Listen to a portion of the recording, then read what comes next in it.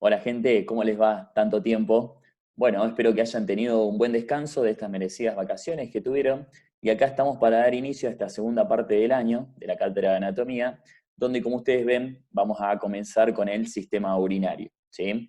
En este video vamos a aprovechar no solo para ver esta introducción del sistema urinario que es cortita, son un par de frases nada más, sino también para estudiar al órgano principal de este sistema que son los riñones, ¿sí? Vamos a comenzar con la función del sistema urinario. Este sistema va a tener la función de filtrar y eliminar todos aquellos desechos metabólicos que pueden ser perjudiciales para el cuerpo humano, ¿sí?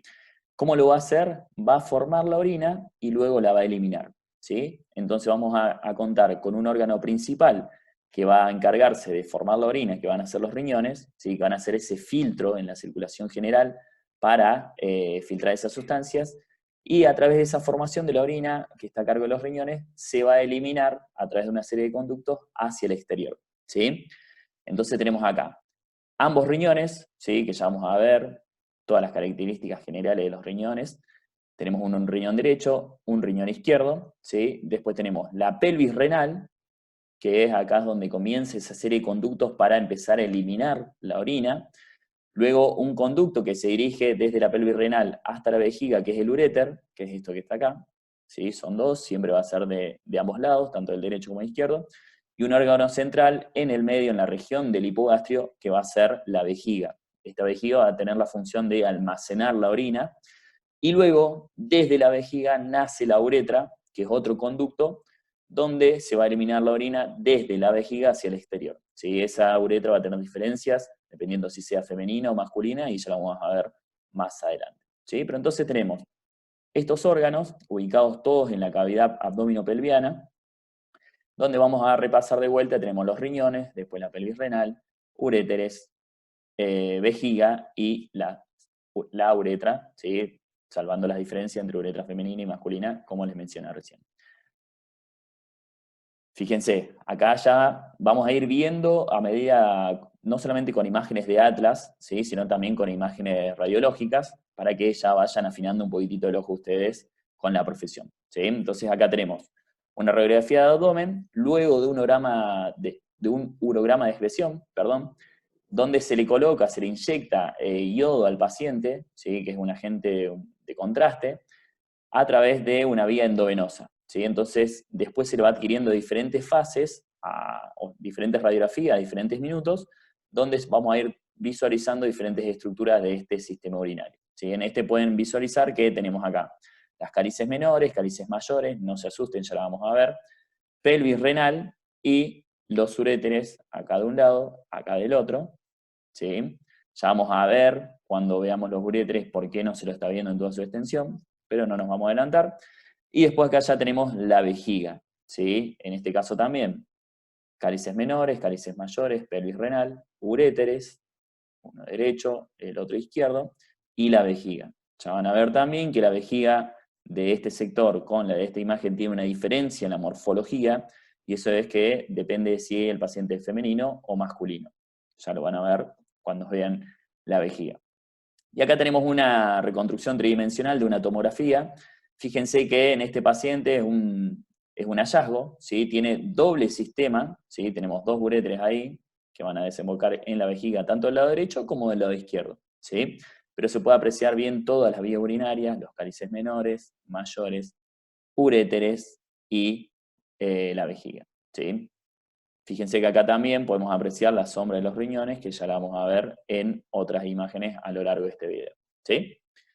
Bueno, fíjense acá también, les puse esta imagen, van a ver que la vejiga acá está plana en esa parte, para que, está bien que ya lo van a ver, pero por lo menos para ya sacarles la duda, no es que la vejiga está plana ahí en ese sector, sino que es como el paciente está en decúbito dorsal, el medio de contraste, que es esto que está blanco acá, genera un nivel, entonces la reconstrucción tridimensional me va a dibujar literalmente ese nivel como una cara plana, ¿sí? Pero fíjense que la vejiga es todo eso. ¿Estamos? Para que no se confundan, ya se lo van a explicar bien cuando vean vejiga.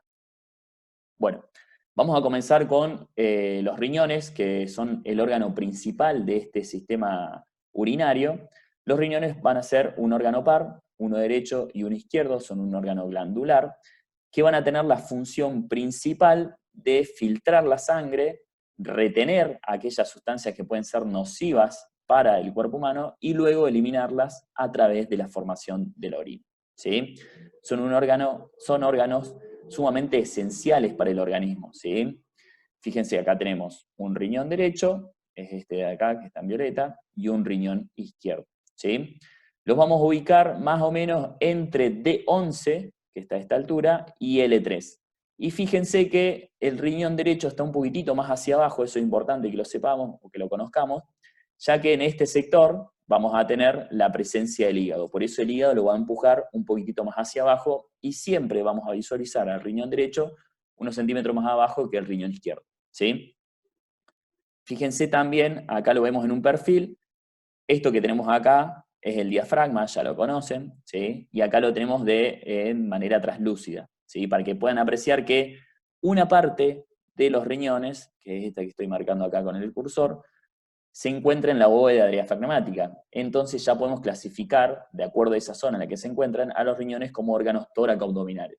¿Se acuerdan de esa definición que ya la vimos también en estómago? ¿Sí? Una parte de los riñones se relacionan con la bóveda diafragmática y también con la parrilla costal, por lo tanto se los considera como órganos tóraco-abdominales.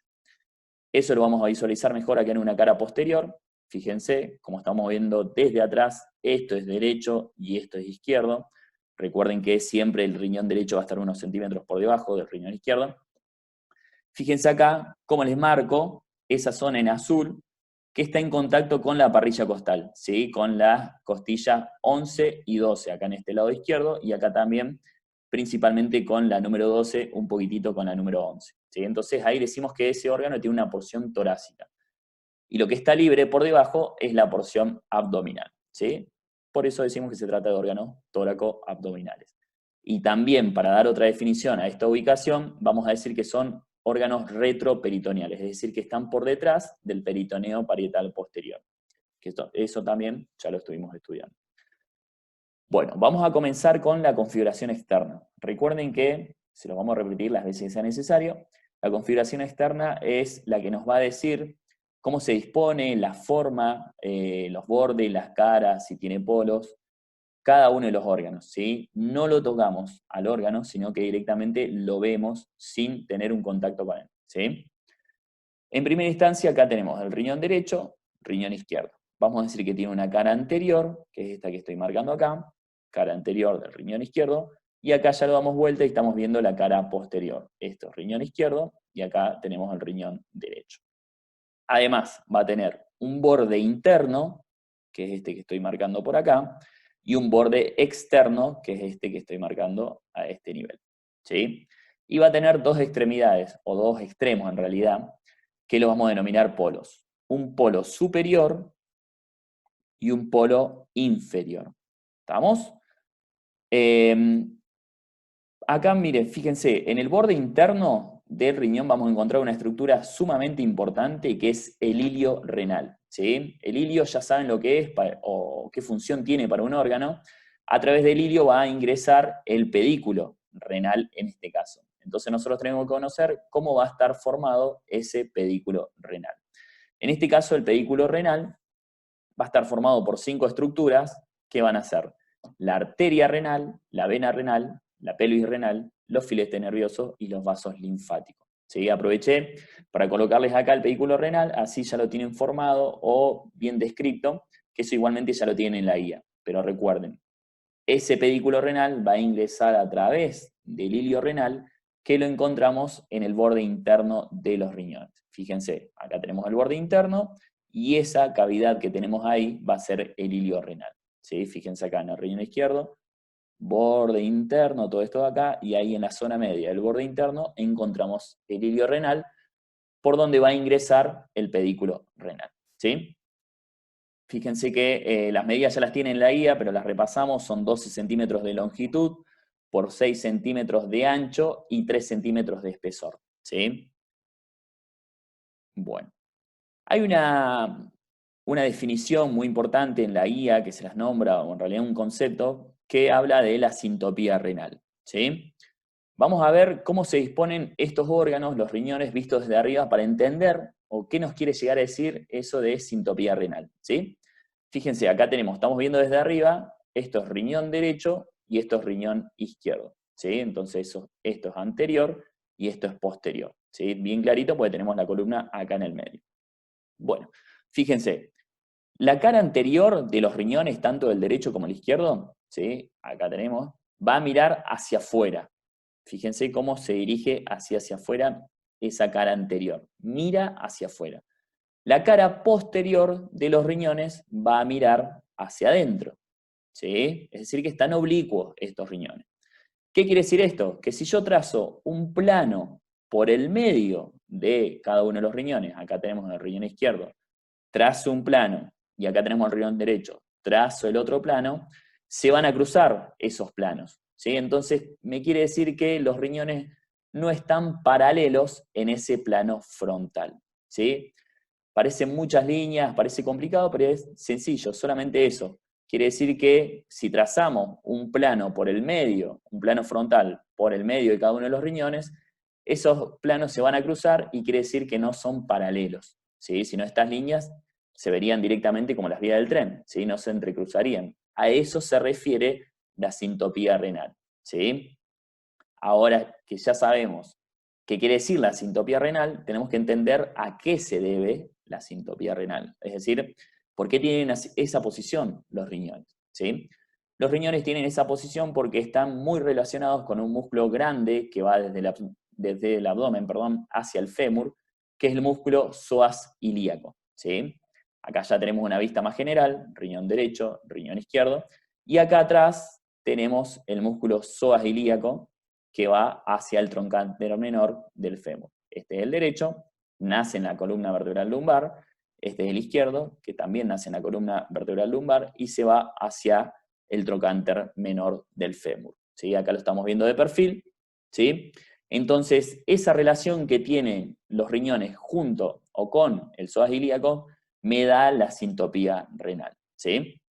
Fíjense, para empezar a hablar también, o para seguir hablando en realidad de sintopía, tenemos que seguir con el eje, ¿sí? Es decir, la posición que me está dando este psoas ilíaco a los riñones, ¿sí? Vamos a decir que el eje de los riñones es de arriba hacia abajo, de adelante hacia atrás, ¿sí? Fíjense, está clarito, ¿no? Que va de atrás hacia adelante, perdón. Había dicho adelante hacia atrás antes, perdón.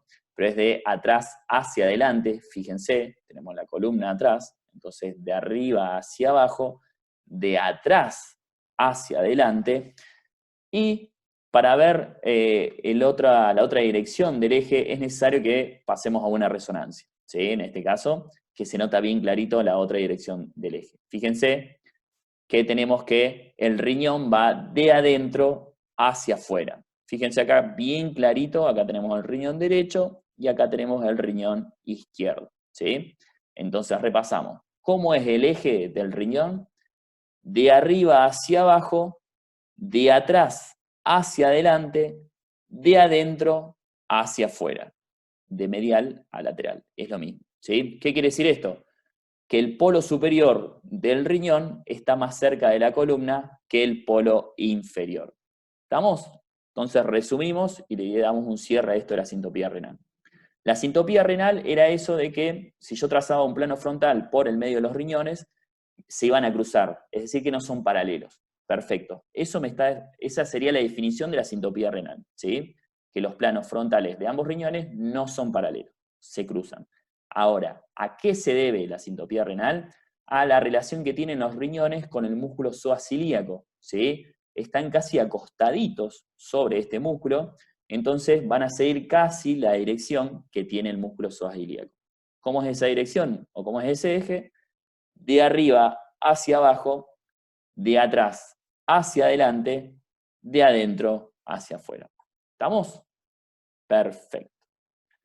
Bueno, vamos a pasar a hablar ahora de los medios de fijación, no puntualmente de los medios de fijación que figuran ahí en la guía, ¿sí? Que no es que tenemos que reemplazar esto que voy a dar ahora por los que están en la guía, sino que esto lo tenemos que agregar porque en la guía no está. Vamos a mencionar algunas de las estructuras que se encuentran en la guía, pero es importante que conozcamos cómo se dispone el riñón con respecto al resto de las estructuras con las que se está relacionando, ¿sí? Lo que tenemos acá es la cápsula fibra adiposa o celda renal, ¿sí? Es el lugar donde va a estar ubicado el riñón, ¿sí? En este sentido, fíjense, acá tenemos un dibujo de la Target. Tenemos dos fascias que van a ir por delante y por detrás, ¿sí? Una fascia por delante y otra por detrás, de cada uno de los riñones. Esto va a pasar tanto en el riñón derecho como en el riñón izquierdo. Lo primero que tenemos es una fascia anterior, que es esa que le marqué recién en azul, que va desde abajo hacia arriba y se inserta en el diafragma, que es la fascia anterior o lámina prerrenal, ¿sí? Hacia atrás vamos a tener la fascia posterior o lámina posterior de Zuckerkant, ¿sí? Ahí está escrito ese nombre propio. También los tienen escrito en la guía, ¿sí? Entonces tenemos dos láminas, una anterior y una posterior, que van por delante y por detrás de cada uno de los riñones, ¿sí? Ahora, esas láminas se unen a este nivel, fíjense, para formar una tercera fascia, que es la fascia interreno-suprarrenal, ¿sí? Esa fascia interreno-suprarrenal me va a separar el riñón de lo que sería la glándula suprarrenal, ¿sí? La glándula suprarrenal no forma parte del sistema urinario, pero está íntimamente relacionada con los riñones, ¿sí? Hasta que lleva su nombre prácticamente, ¿sí? Suprarrenal por encima del riñón, ¿sí? Pero no está directamente en contacto el riñón con esa glándula suprarrenal, sino que está separada por esta fascia interreno-suprarrenal, ¿sí? Acuérdense de esa fascia, ya la vamos a volver a nombrar. Ahora, vamos a un corte axial, ¿sí? Tenemos la lámina anterior, esta que va por acá, y la lámina posterior que va por acá, ¿sí? Entre esas láminas y los riñones, en este espacio que está en blanco, se va a generar o se va a almacenar tejido adiposo, grasa. Esa grasa se va a llamar grasa perirrenal de Girota, ¿sí? Entonces vamos a tener esta celda renal más la grasa perirrenal de Girota van a funcionar como el medio de fijación más importante que van a tener los riñones, ¿sí? Acá vemos muy bien esta telita que vemos acá en color rosa que pasa por delante del riñón, que va a ser la lámina anterior o prerrenal, y fíjense cómo entre esa lámina y los riñones tenemos tejido adiposo, ¿sí? Esa es la grasa perirrenal de Girota, que también la tienen marcada a ese nivel, ¿sí? Acuérdense, ojo, a esta figura le faltaría acá la fascia interreno-suprarrenal entre la glándula suprarrenal y el riñón correspondiente. Nos vamos a este corte sagital que tienen a su derecha. Tenemos acá los riñones, un riñón en realidad, fascia anterior, fascia posterior. Entre el riñón y cada una de las fascias, tanto adelante como hacia atrás, tenemos grasa perirrenal de Girota, ¿sí? Y fíjense que acá sí tenemos marcada la fascia o lámina interreno-suprarrenal. Me la está separando el riñón de la glándula suprarrenal, ¿sí? ¿Por qué hago tanto hincapié en esta fascia interreno-suprarrenal? El riñón, como les mencioné recién, entre la celda renal, entre estas fascias y la grasa perirrenal de Girota, son el principal medio de fijación de los riñones, ¿sí? Es lo que principalmente los va a mantener en ese lugar. Esa grasa perirrenal de Girota, si desciende abruptamente, si desciende la cantidad de esa grasa perirrenal de Girota, va a dejar de dar fortaleza a uno de esos medios de fijación que va a tener el riñón, por lo tanto ese riñón va a descender de su posición, porque ya no tiene tanta grasa alrededor que no lo mantiene en su lugar, ¿sí? Cuando hay un descenso a través de esta causa del riñón, porque ya no tenemos tanta grasa perirrenal de Girota, se produce la tosis renal. Se escribe P-tosis renal, ¿sí? Eso quiere decir que el riñón va a descender, pero como encontramos acá la fascia interreno-suprarrenal, la glándula suprarrenal se va a quedar en su lugar, ¿sí? Entonces, resumiendo, cuando hay un descenso del riñón por ausencia o disminución de la grasa perirrenal de Girota, solamente va a descender el riñón y no la glándula suprarrenal. ¿Por qué? Porque tenemos esa fascia interreno-suprarrenal. ¿Estamos? Bueno. Además también, esta grasa perirrenal de Girota es la que nos va a permitir visualizar al órgano en las radiografías directas de abdomen, ¿sí? Ahí está escrito. Fíjense acá, tenemos una radiografía directa de abdomen. Directa quiere decir que no tenemos medios de contraste que se le ha inyectado. Y fíjense que van a poder diferenciar la posición de los riñones. Ahí se lo estoy marcando en verde, el riñón derecho. Y a la izquierda, un poquito más alto, como siempre, el riñón izquierdo. Fíjense cómo me da esa sombra renal. Y lo que me ayuda a visualizarla en esta radiografía directa de abdomen es la grasa perirrenal de Gerota. ¿Sí? Buenísimo. Bueno, vamos a las relaciones, ¿sí? Vamos a hablar primero de las relaciones en la cara posterior, ya que tanto en el riñón derecho como en el riñón izquierdo vamos a tener las mismas relaciones, ¿sí? En este caso vamos a tener dos porciones, que es un poquito de lo que ya les había adelantado. Vamos a tener una porción torácica, que es la que está marcada acá en verde, ¿sí? Tanto en el riñón izquierdo como en el riñón derecho, que se va a relacionar con la costilla número 12 y número 11, ¿sí? Fíjense, acá tenemos la silueta de los riñones, ¿sí? Cómo se relaciona, principalmente el derecho solamente con la 12, y acá el izquierdo generalmente con la 11 y la 12, ¿sí? Entonces tenemos esa porción torácica, se relaciona con las costillas, 11 y 12. Y hacia abajo tenemos una porción abdominal, que es esta que tenemos acá, y a este nivel, que se va a relacionar con dos músculos. El músculo cuadrado lumbar, que es el que está acá en amarillo, y con el músculo psoas ilíaco, que es el que nos daba la sintopía renal, ¿sí? Así que ese no lo podemos olvidar. Además de relacionarse con estos dos músculos, con el cuadrado lumbar y con el psoas ilíaco, la cara posterior de los riñones también se va a relacionar con el plexo nervioso lumbar, ¿sí? Eso ya lo vamos a ver cuando veamos la última unidad del sistema nervioso, cuando veamos los plexos, ¿sí? Ese plexo está en la intimidad del músculo psoas ilíaco, es por eso que los riñones, al relacionarse con el músculo psoas ilíaco, también se van a relacionar con este plexo nervioso lumbar, ¿sí? Facilita las relaciones posteriores. Vamos a las relaciones anteriores. Ahora sí van a ser diferentes las relaciones en la cara anterior, ya sea si estamos hablando del riñón derecho o el riñón izquierdo, porque como bien ya saben ustedes, como ya están viendo, en la cavidad abdominal no tenemos una disposición simétrica, de todas las estructuras abdominales, ¿sí? Entonces vamos a tener diferencias. Vamos a comenzar con el riñón derecho. Una de las principales relaciones que va a tener el riñón derecho, la cara anterior, va a ser con la cara inferior del hígado, ¿sí? Acuérdense que el hígado es el que lo disminuía, o en realidad lo descendía en su posición. Por eso, una de las relaciones de la cara anterior del riñón derecho va a ser el hígado. También vamos a tener la segunda porción del duodeno, que lo tenemos acá, ¿sí? Y también vamos a tener el ángulo hepático del colon, a este nivel, ¿sí? Nos vamos al riñón izquierdo. Vamos a tener el estómago, ¿sí? Acuérdense, el estómago va a estar por delante de los riñones, del riñón izquierdo. Vamos a tener la cola del páncreas, que es esto que tenemos acá. Vamos a tener asas del intestino delgado, generalmente a este nivel, donde estoy marcando acá con el cursor, en el polo inferior. Y también se va a relacionar con el ángulo esplénico del colon, es decir, con el ángulo izquierdo, que está formado entre el colon transverso y el colon descendente, ¿sí? Vamos a verlo ahora en un corte axial. Fíjense, acá tenemos riñón derecho, riñón izquierdo, ¿sí? Acá en el derecho vamos a ver que ahí ya tenemos en realidad la primera porción del duodeno, pero hacia abajo ya tenemos la segunda porción con la que se relaciona el riñón derecho, y acá a este nivel el ángulo hepático del colon, ¿sí? Vamos al riñón izquierdo, que lo tenemos acá. Tenemos relación con el vaso, también, que no se lo había nombrado en la diapositiva anterior.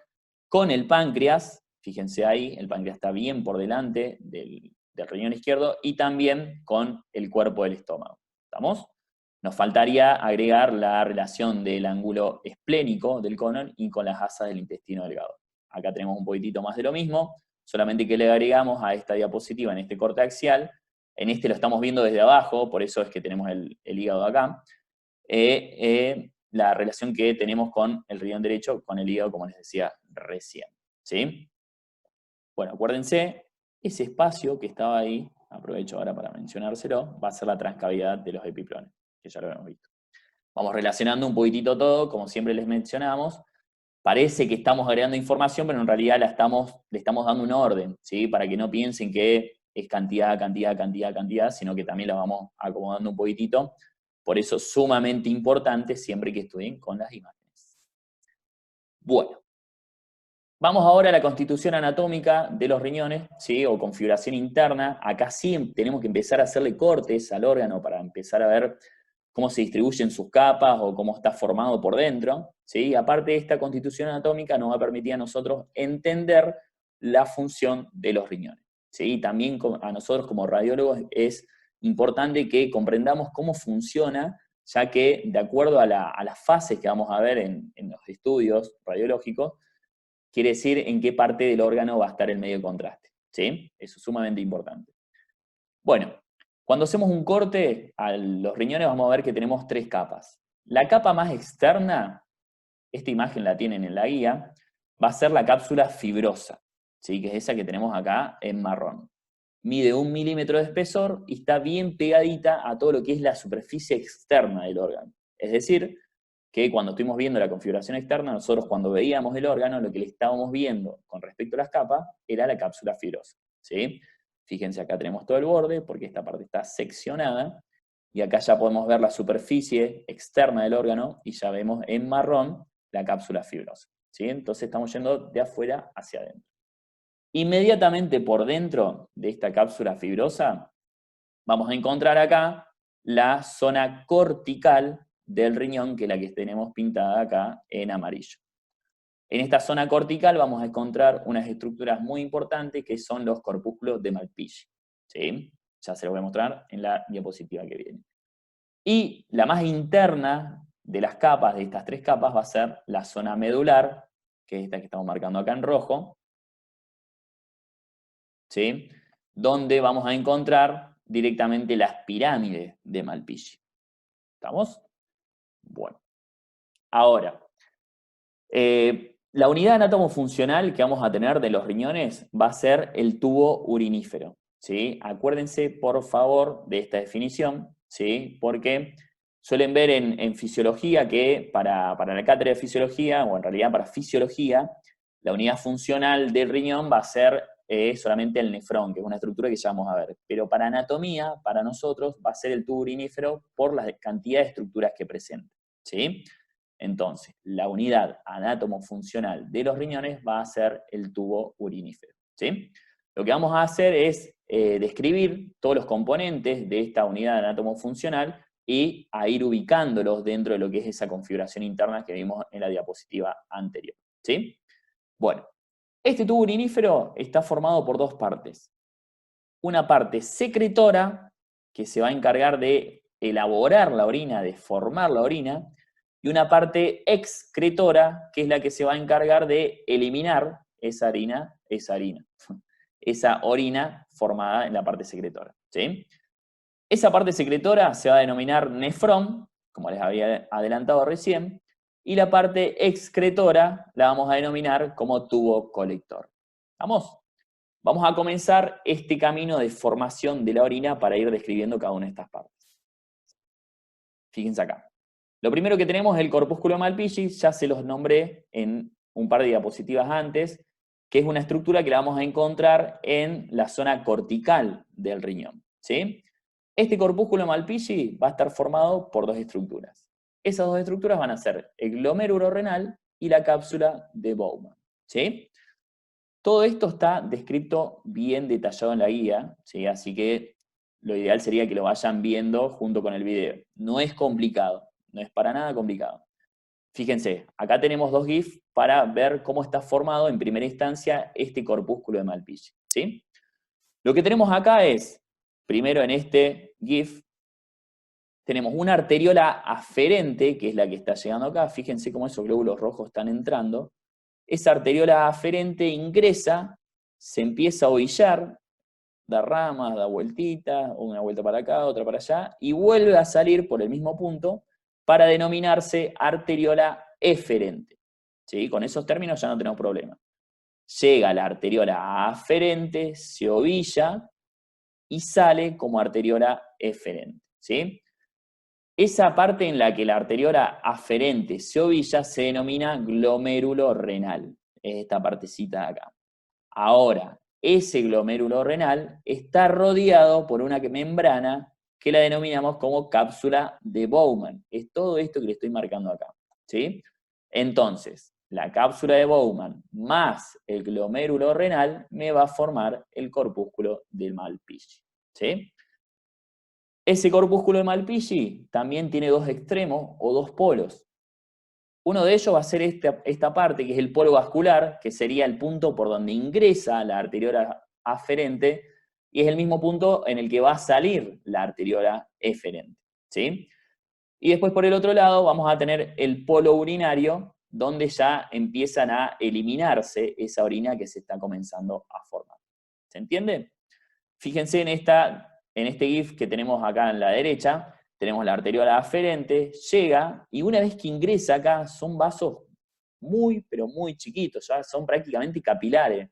La velocidad con la que circula la sangre ahí es muy alta, entonces acá se empieza a producir el filtrado de la sangre para eliminar esos desechos metabólicos, ¿sí? La sangre circula a alta velocidad a través de ese glomérulo, entonces fíjense ahí cuando pasa por acá, esa flechita amarilla quiere decir que se produce el filtrado glomerular, todas esas sustancias tóxicas para el cuerpo pasan hacia el espacio entre el glomérulo y la cápsula de Bowman. Se empiezan a juntar en este sector de acá. ¿Estamos? Después la sangre ya depositó o ya se filtró, ya eliminó sus desechos y vuelve a su recorrido normal. ¿Se entiende? Entonces acá ya comenzamos a juntar todos los desechos metabólicos para después eliminarlos. ¿Sí? Vamos a una diapositiva donde tengamos todo quietito, así repasamos, más tranquilos. Tenemos arteriola aferente, que tiene un calibre un poquitito más grueso, viene, se ovilla, da vueltas por todos lados, va a una velocidad muy alta, entonces ahí se produce el filtrado glomerular. Las sustancias nocivas pasan esa membrana, la membrana de los capilares sanguíneos, y ya se empiezan a almacenar en esta parte que tenemos acá, ¿sí? Una vez que ya depositaron o se filtró esa sustancia nociva, vuelve como arteriola eferente. ¿Se entiende, chicos? Esta parte sería el polo vascular. Bien, ahora ya la sangre pasó o ya se filtró, ¿sí? Entonces lo que tenemos que empezar a hacer es conducir todas esas sustancias nocivas hacia el exterior, ¿sí? Fíjense que acá ya se está juntando y va a salir toda esa sustancia que se está empezando a formar, que no es nada más ni nada menos que la orina, va a salir por el polo urinario que lo tenemos acá. Ese camino de eliminación de esta orina va atravesando diferentes formas y diferentes zonas, por lo que también vamos a ir denominándolos de diferente manera, ¿sí? Ahora tenemos acá, para que ya nos vayamos ubicando, fíjense, arteriola aferente, ingresa, se ovilla, da vueltas, va a una alta velocidad para que se produzca el filtrado glomerular y vuelve a salir por el mismo punto, pero en este caso como arteriola eferente, un poquitito más chica, ¿sí? Entonces, acá tenemos el glomérulo junto con la cápsula de Bowman. Esta parte de acá estamos hablando del corpúsculo de Malpighi, ¿sí? Ahora, acá tenemos el polo vascular y acá tenemos el polo urinario. Ese polo urinario o ese conducto en el que se va a eliminar la orina que se está empezando a formar acá en el corpúsculo de Malpighi va atravesando diferentes zonas y diferentes formas. Esta primera parte que tenemos acá, que estoy marcando con el cursor, la vamos a denominar tubo contorneado proximal, ¿sí? Esto que tenemos acá se denomina tubo contorneado proximal. Ese tubo contorneado proximal desciende y vuelve a ascender y me forma lo que denominamos como asa de Henle. ¿Estamos bien ahí? Vuelve a ascender ese asa de Henle y se transforma ahora en tubo contorneado distal, ¿sí? Son muchos nombres, ¿sí? Pero tienen un orden muy sencillo, ¿sí? Tubo contorneado proximal, proximal al glomérulo, al corpúsculo, después desciende, vuelve a ascender, me forma el asa de Henle, que es esto que estoy marcando acá, esta parte de acá, asa es mango, por eso que tiene esta forma o este nombre, y luego se transforma en tubo contorneado distal. ¿Estamos? Ese tubo contorneado distal va a desembocar directamente en lo que denominamos como tubo colector, que es la otra parte del tubo urinífero, ¿sí? Ahora, vamos a pasar en limpio. ¿Por qué elegimos esta imagen? Más allá que esté en inglés, es una imagen bien esquemática de, en realidad, cómo nos va a demostrar cómo está formado este tubo urinífero. Todo lo que está en violeta corresponde al nefrón. Es decir, que todo en este recorrido se está formando la orina.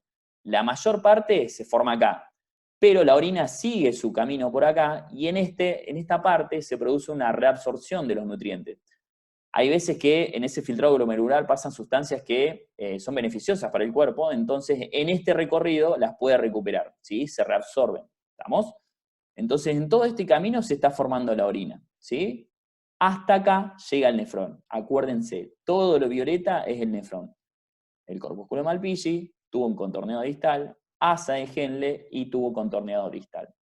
Luego desemboca ya en el tubo colector, que es la otra parte, la parte excretora del tubo urinífero, donde ya la orina solamente se conduce, no sufre ningún tipo de cambio, ¿sí? Para que nos ubiquemos, acá tenemos una línea divisoria. Esto es zona cortical, que es lo que ya estuvimos viendo en un par de diapositivas antes, y esto es zona medular, ¿sí? Entonces también para pasar en limpio, de lo que sería el nefrón, el asa de Henle se va a encontrar en la zona medular, ya que el corpúsculo de Malpighi, el tubo contorneado proximal y el distal se encuentran en la zona cortical. Mientras que el tubo colector atraviesa las dos zonas. Tiene una porción inicial que se va a encontrar en la zona cortical, luego desciende para pasar directamente a la zona medular. ¿Sí, chicos? ¿Queda claro? Repítanlo, el video, léanlo junto con la guía, ¿sí? Parece muy difícil, pero en realidad tenemos un caminito bien marcado de cómo sería el recorrido de la orina, ¿sí? Vamos de vuelta acá. Si se van dando cuenta, lo que vamos haciendo es de esas estructuras chiquititas que teníamos en el principio, que son los corpúsculos Malpighi, cada vez nos estamos yendo más hacia afuera para poder llegar a la estructura más grande, que sería la pelvis renal y luego el uréter, ya para eliminar esa orina que ya está formada, ¿sí? Ya se formó en el nefrón. Pasamos al tubo colector, entonces acá tenemos, fíjense, bien diferenciada, zona cortical de zona medular. Fíjense ahí cómo tenemos el corpúsculo Malpighi, tubo contorneado proximal, asa de Henle, tubo contorneado distal, desemboca en el tubo colector. ¿Vieron? Ahora, ese tubo colector, fíjense que acá no están dibujados, pero tenemos estas ramitas que corresponden a otros tubos colectores que se van uniendo, y esos tubos colectores se unen para formar los conductos de Bellini, ¿sí? Lo tienen el nombre en la guía. Esos conductos de Bellini van a ser aproximadamente entre 6.000 por cada pirámide de Malpighi. ¿Estamos? Esta es la pirámide de Malpighi que tenemos acá. Les pongo esta imagen para que se vayan ubicando, que es la imagen que teníamos antes, ¿sí? Entonces tenemos acá zona cortical y zona medular. Esto es la pirámide de Malpighi. Supongamos que esta imagen, que le estoy marcando con el cursor, corresponde a lo que tenemos dentro de esta zona amarilla, ¿sí? Se van a ubicar, es sencillo. Ahora, fíjense, tenemos el tubo colector, se le van uniendo los otros tubos colectores para formar los conductos de Bellini. Estos conductos de Bellini van a llegar al vértice de esta pirámide de Malpighi, fíjense, esta pirámide, tenemos un vértice, para desembocar en estos orificios que se denominan papilas. Fíjense, lo que está dentro de este anillo verde, lo tenemos a este nivel, ¿sí? Para que vayamos entendiendo hacia dónde estamos llegando, ¿sí? Entonces, tubos colectores se unen a otros tubos colectores para formar los conductos de Bellini, y los conductos de Bellini desembocan en el vértice de las pirámides de Malpighi en estos orificios que se denominan papilas. Esas papilas, que son esos orificios que tenemos ahí, van a desembocar en unos receptáculos membranosos muy pequeños que se los conoce como cálices menores, que las tenemos acá, ¿sí? Cada vez nos estamos yendo desde lo más pequeño hacia lo más grande, ¿sí? Ya estuvimos acá en esta zona cortical con los corpúsculos Malpighi, ya estuvimos acá en esta zona con los tubos colectores y los conductos de Bellini. Acá tenemos el vértice de la pirámide de Malpighi con sus papilas, esos orificios que teníamos ahí. Y entonces estos desembocan en unos receptáculos membranosos muy pequeños que se los denomina cálices menores o de primer orden. ¿Cuáles van a ser esas cálices menores? Esta que le estoy marcando ahí en celeste, ¿sí? Vamos a tener entre 8 y 12 cálices menores por riñón. Fíjense, las tenemos ahí marcadas en celeste, pero también acá tenemos una vista en 3D para que vean que no solamente están así hacia atrás en la cara posterior, sino que se elevan para lo que sería la cara anterior, ¿sí? Está todo dentro de la cavidad o seno renal, ¿sí? Ahora, esas cálices menores se unen para formar las cálices mayores, que vamos a tener aproximadamente entre 2 y 3 por riñón. ¿Estamos? Esta parte es muy sencilla, chicos. Fíjense, cálices menores, estas de acá, se unen, supónganse estas tres se van a unir para formar esta cálice mayor, estas dos se unen, estas dos cálices menores para formar esta cálice mayor, y estas dos también para formar esta cálice mayor, ¿sí? Ahora, esas cálices mayores se van a volver a unir para formar esta estructura que está marcada acá en azul oscuro, que es la pelvis renal. ¿Vamos? Entonces, desde esta estructura sumamente chiquitita que era el corpúsculo de Malpighi, que tenemos aproximadamente 1 millón de corpúsculos de Malpighi por riñón, llegamos a esta estructura ya más grande, más macroscópica, donde no necesitamos microscopio para verla, que es la pelvis renal. ¿Se entiende?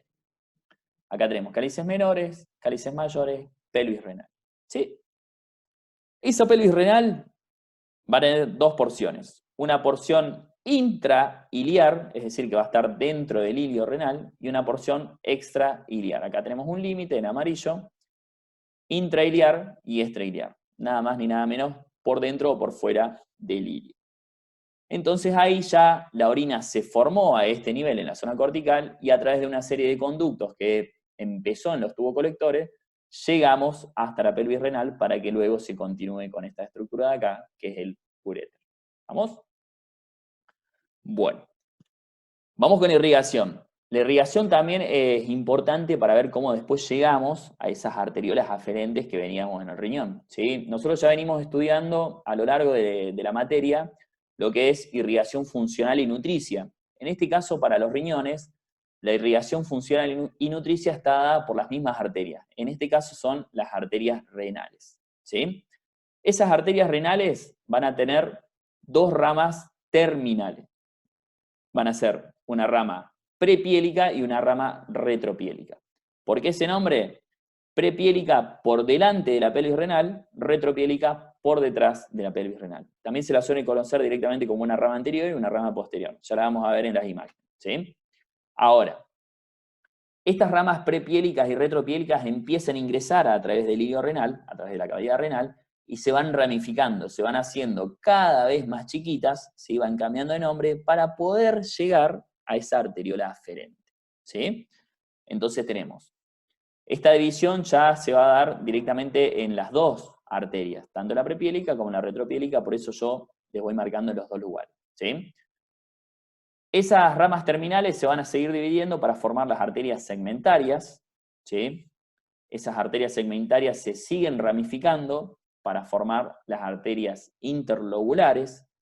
Esas arterias interlobulares se siguen ramificando para formar las arterias arcuatas. Y esas arterias arcuatas se siguen ramificando para formar las arterias interlobulillares. ¿Bien? Y por último, estas arterias interlobulillares se convierten en arterias más chiquititas, se ramifican en arterias más chiquititas que van a ser nuestras arterias aferentes. Estas arterias aferentes son las que van a ingresar en el corpúsculo de Malpighi. ¿Bien? Lo van a tener que ver de vuelta, ¿sí? Para que ya se vayan relacionando con la otra parte que vimos, el corpúsculo de Malpighi, pero lo que estamos haciendo es, a través de las arterias renales, esos grandes troncos arteriales, llegamos a unos vasos capilares que van a ingresar al corpúsculo de Malpighi. Fíjense acá. Tenemos arteria renal, se empieza a ramificar en arterias segmentarias, ¿sí? Esas arterias segmentarias se empiezan a dividir o a ser más chicas en arterias interlobulares, ¿sí? Cada vez más chiquititas. Esas arterias interlobulares se van a formar o ramificar en arterias arcuatas, que son esas chiquititas ahí, y esas arcuatas se van a ramificar en arterias interlobulillares, que son esas chiquititas, y después esas arterias interlobulillares me van a dar las arterias aferentes, que acá no las podemos alcanzar a ver. Pero se entiende el camino que hicimos, ¿no? Les pongo esta imagen de acá para que veamos qué tan vascularizados están los riñones, ¿sí? Ya ven que ese árbol arterial directamente me da la forma del órgano porque están sumamente vascularizados. Toda la sangre tiene que pasar ahí para que se filtre, ¿sí? Se cree que pasan aproximadamente 190 litros de sangre por día por los riñones, ¿sí? Pues se tiene que estar filtrando continuamente para que se formen 2 litros de orina, ¿sí? No es que nosotros contamos con los 190 litros, tenemos entre aproximadamente 4 y 5 litros, más o menos, de sangre, pero pasa tantas veces al día esa sangre que, por eso se dice que filtra aproximadamente 190 litros de sangre cada uno de los riñones, ¿estamos? Para formar 2 litros de orina. Por eso es que está tan vascularizado, ¿sí? Fíjense, y acá se viene lo más interesante para nosotros en radiología. Lo que tenemos acá es un corte axial de una tomografía en una fase sin contraste y una fase con contraste, ¿sí? Ya van a ver ustedes, vamos a reconocer un poquitito las estructuras para que se vayan ubicando. Acá tenemos el hígado, vesícula biliar, riñón derecho, riñón izquierdo, acá tenemos el psoas, vértebra lumbar, aorta, ahí ya tenemos la vena cava inferior, páncreas, ansa del intestino delgado, colon, ¿sí? ¿Qué es lo importante acá? Yo les había mencionado que nosotros tenemos que comprender cómo es el camino de la sangre, porque ese va a ser el camino que va a tener el contraste que nosotros inyectemos, ¿sí? Cuando nosotros hacemos un estudio contrastado, ya sea en tomografía o en resonancia magnética, generalmente canalizamos una de las venas de la M del codo, ¿sí? Entonces, nosotros inyectamos ese medio de contraste, se va a través de las venas del codo, a las venas humerales, ¿sí? O vena cefálica, se va a la vena axilar, vena subclavia, vena tronco venoso innominado o tronco yúgulo subclavio, forma la vena cava superior desemboca en aurícula derecha, ventrículo derecho, arteria pulmonar, se va a los pulmones, vuelve a través de las venas pulmonares a la aurícula izquierda, ventrículo izquierdo, aorta, y a través de la aorta se empieza a ramificar en todos los tejidos del cuerpo. Ese es el camino que va a hacer el contraste, ¿sí? ¿Por qué les hago hincapié ahí? Ese camino tarda aproximadamente 30 segundos. Desde la inyección que nosotros damos a nivel del codo, a 30 segundos, fíjense cómo acá los riñones ya se están pintando. Y fíjense qué bien se nota esa zona cortical, porque es a donde primero va a llegar la sangre, ¿sí? Esta fase que tenemos en este sector se la denomina fase nefrográfica, ¿sí? Porque el medio de contraste va a estar directamente en la zona del nefrón. Fíjense que estamos bien en la zona cortical. La fase medular, la zona medular en realidad todavía no está contrastada. Lo vamos a ver mejor en este corte coronal, ¿sí? Acá tenemos el mismo estudio, pero en un corte coronal sin contraste y acá con contraste. Fíjense cómo a los 30 segundos aproximadamente de la inyección ya tenemos el contraste en la zona cortical, bien delimitada la zona. Fíjense que bien se nota ahí la pirámide de Malpighi. Excelente se nota, ¿sí? Entonces esas cosas nosotros las tenemos que conocer para también saber en qué momento adquirimos las imágenes, ¿sí? Acá lo que tenemos es un estudio totalmente diferente, es en hemodinamia, donde directamente con un catéter que ingresa directamente en las arterias ilíacas, va a través de las arterias ilíacas y llega hasta la aorta y canalizamos directamente a través de ese catéter que va por dentro de la aorta, llegamos a la arteria renal, ¿sí? Esa arteria renal se emite el contraste y ahí ya se empieza a distribuir por toda la superficie del órgano. Eso generalmente se hace también porque no están en la guía y no lo vemos acá, pero generalmente hay veces arterias polares, que son variantes anatómicas, que salen algunas ramas de acá, entonces esa distribución de sangre al riñón se realiza a través de las arterias renales y de esas arterias polares. No calienta ahora, ¿sí? Pero es solamente para que lo sepan, porque en hemodinamia van a ver esas arterias polares, porque es un estudio que se hace previo para a aquella persona que va a donar un riñón, ¿sí? Para que el cirujano sepa cuántas arterias son las que tiene que cortar, ¿sí? Bueno, una vez que ya vimos cuáles son esas arterias renales, cómo se van ramificando para llegar a esas arteriolas aferentes, vamos a ver qué diferencias hay entre estas arterias renales, entre la arteria renal derecha y la arteria renal izquierda, ¿sí? Nosotros sabemos que la aorta no discurre exactamente por la línea media del cuerpo, no discurre bien por delante de la columna vertebral, sino que va a ir un poquitito hacia la izquierda, ¿sí? Eso ya lo sabemos. Entonces va a haber una diferencia en la longitud entre las arterias renales. Fíjense, arteria renal izquierda va a ser mucho más corta porque como la aorta está de la línea media hacia la izquierda, va a tener el riñón ahí más cerquita, ¿sí? Entonces esa arteria renal va a medir aproximadamente 3 centímetros. de longitud. Mientras que la arteria renal derecha va a ser más larga porque va a ir desde la izquierda, pasa por la columna, pasa a la vena cava y ahí llega al riñón. ¿Sí? Va a medir entre 3 y 5 centímetros de longitud. ¿Estamos? Entonces, esto no tiene que ser, o usted no se lo tiene que acordar de memoria. Ustedes saben que la arteria aorta está del medio hacia la izquierda. Entonces, va a tener más cerca el riñón izquierdo que el riñón derecho. ¿Estamos? Vamos con el drenaje. Para ya terminar, ya queda poquito. Con respecto al drenaje, también va a estar dado directamente por las venas renales. Lo que vamos a hacer ahora es el camino inverso que realizan estas pequeñas venas para llegar a formar las venas renales que desembocan en la vena cava inferior. ¿Sí? Este camino comienza en estas venas que se denominan venas estrelladas de Bergén, que las encontramos bien en la superficie del órgano. Fíjense, acá tenemos esta imagen. ¿Vieron eso que se nota como estrías? Bueno, esas son las venas estrelladas de Bergén. ¿Sí? Esas venas estrelladas de Bergén se van a comunicar con las venas interlobulillares. Esas venas interlobulillares se van a ir anastomosando, se van uniendo, se van haciendo más grandes para formar las venas arcuatas. Esas venas arcuatas se van a ir uniendo, se van a ir anastomosando para hacerse más grandes para formar las venas interlobulares, y esas venas interlobulares también se van a unir entre ellas para formar las venas que ya saben ustedes, porque ya las conocen, que van a ser las venas segmentarias. Y esas venas segmentarias son las que se van a unir para directamente formar las venas renales. ¿Sí?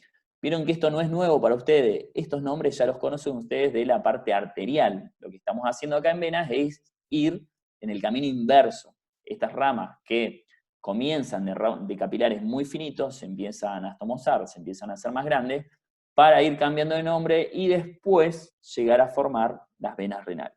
¿Sí? ¿Queda claro? Ahora también lo que vamos a ver acá, fíjense, acá tenemos estas venas en azul, cómo se van uniendo, se van haciendo más grandes. Acá tenemos interlobulillares, arcuatas, interlobulares, segmentarias. Esas segmentarias se unen y forman las venas renales. ¿Sí? Las venas renales siempre van a estar por delante de las arterias renales. ¿Sí? Y lo que tenemos acá también para mencionar en la parte venosa de los riñones, tenemos una estructura que se denomina arco venoso exorrenal. Es una estructura complementaria al drenaje de los riñones. ¿Sí? Ese arco venoso exorrenal está formado por la anastomosis entre las venas genitales, que tenemos acá tenemos la vena genital izquierda, y las venas suprarrenales. ¿Sí? Esta es vena suprarrenal, esta es vena genital izquierda. Se anastomosan y me forman este arco venoso exorrenal que tenemos ahí. ¿Sí? Vamos también con las diferencias que encontramos entre las venas renales, tanto entre la vena renal derecha como con la vena renal izquierda. ¿Sí?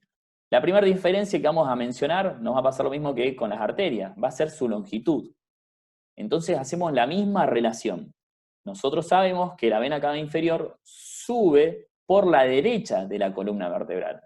Entonces, en este caso, va a tener más cerca a la vena renal derecha, que es la que tenemos acá. Fíjense, vena renal derecha le queda más cerquita, va a medir 3 centímetros. Mientras que la vena renal izquierda le va a quedar del otro lado, o sea, el riñón izquierdo le va a quedar del otro lado. Por lo tanto, la vena renal izquierda va a medir más, va a ser más larga. Va a medir aproximadamente 6 centímetros de longitud. ¿Sí? Esa es la primera diferencia que vamos a mencionar entre las venas. Pero también vamos a agregar otra más, y es en uno de sus afluentes. ¿Sí? Fíjense, acá tenemos esta vena que está marcada ahí en celeste, es la vena genital. Espermática se denomina en el hombre, ovárica se denomina en la mujer. Esa vena genital izquierda va a desembocar en la vena renal izquierda. Mientras que la vena genital derecha va a desembocar directamente en la vena cava inferior. Entonces, no solamente tenemos una diferencia en la longitud entre la vena renal derecha y la vena renal izquierda, sino que la vena renal izquierda tiene a su vez un afluente más, a diferencia de la vena renal derecha. Ese afluente extra es la vena genital izquierda. ¿Sí? Este abocamiento de la vena genital izquierda en la vena renal, fíjense que lo hace a 90 grados, ¿sí? Entonces eso suele dar una patología muy conocida que es la... se me fue el nombre. La varicocele, se me ha ido el nombre, ¿sí? La varicocele es la formación de varices en los testículos, ¿sí? Se da obviamente en los hombres, y es por ese reflujo que suele ocurrir, porque miren cómo da a los 90 grados, ¿sí? Entonces siempre la varicocele generalmente se da al lado izquierdo, porque el punto de abocamiento de la vena genital izquierda a la vena renal izquierda es a 90 grados, ¿sí? Entonces viene la sangre, choca y suele tener un reflujo. Mientras que acá del lado derecho lo hace a 45 grados, entonces ya no tiene tantos problemas de reflujo, ¿sí? Vamos con una última cosita, un datito nada más. Ya habíamos visto lo que era un riñón tóxico, que era cuando disminuía esa grasa perirrenal de Gerota, entonces el riñón descendía en su posición, solamente el riñón, la glándula quedaba allá arriba, ¿sí?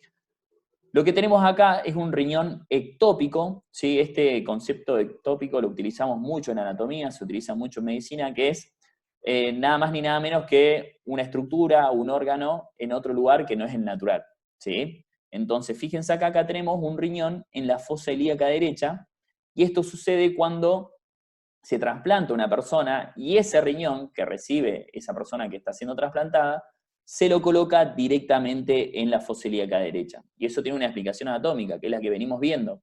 Se lo coloca ahí porque ya no se lo puede unir al resto de los medios de fijación, a esas fascias y a esa grasa perrenal de Gerota, entonces se lo deja directamente en la fosa ilíaca derecha para que tenga una fijación ahí. ¿Estamos? Se lo conecta, fíjense, esas arterias renales y venas renales ya no van a estar en relación con la aorta y la vena cava inferior, sino que van a estar en relación con las arterias ilíacas y las venas ilíacas, ¿sí? Fíjense acá, tenemos la radiografía contrastada, luego un urograma de excreción. Acá tenemos la sombra renal, y como ese uréter ya es más cortito y llega directamente acá en esta imagen a la vejiga, ¿sí? Fíjense acá, cómo se notan las cálices, la sombra renal, cálices menores, mayores, no tiene pelvis, pero en este caso sí el uréter directamente que se le directamente añadió a ese riñón trasplantado para que llegue ahí a la vejiga. ¿Vamos? Bueno chicos, espero que haya sido leve este primer video del año para arrancar. Nos estamos viendo en las clases y bueno, ya saben, ante cualquier consulta nos escriben. Les mando un abrazo grande. Cuídense.